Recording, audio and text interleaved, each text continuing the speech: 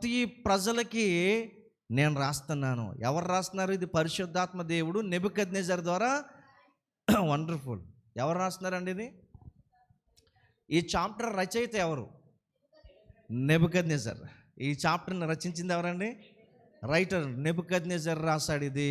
Nebuchadnezzar ఆయన ఎవరంటే king of Babylon. ఆయన బబులోన్ యొక్క రాజు. ఆయన ఒక అన్యుడు. ఆయన రాస్తున్నాడు ఈ చాప్టర్ని, 4వ చాప్టర్ని. క్రైస్తవులు కాదు రాస్తంట. ఎవరు రాస్తున్నారండి ఇది?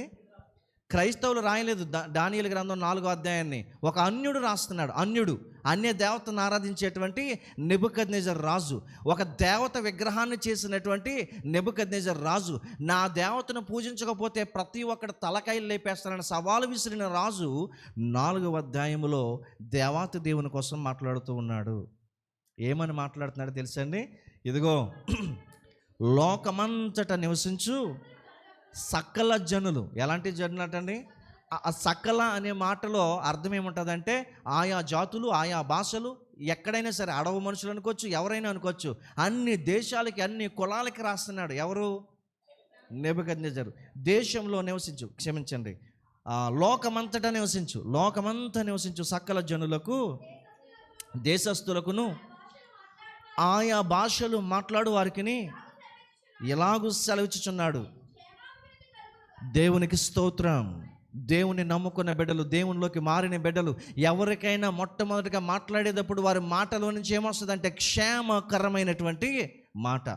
అతను క్రైస్తవుడు అని చెప్పడానికి, అతను దేవుని బిడ్డ అని చెప్పడానికి ఈ లెటర్లో, అది లెటర్ అన్నది, అది ఉత్తరం. ఏంటంటే ఆయన రాసింది ఒక ఉత్తరాన్ని రాస్తున్నాడు.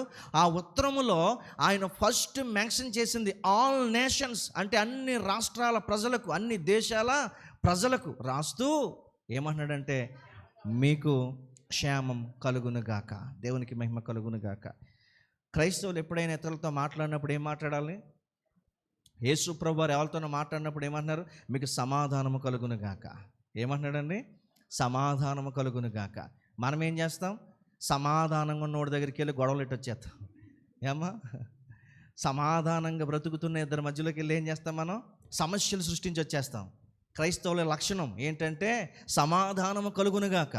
గొడవలు ఆడుకున్న వారిని మనం ఏం చేయాలి? కలపాలి.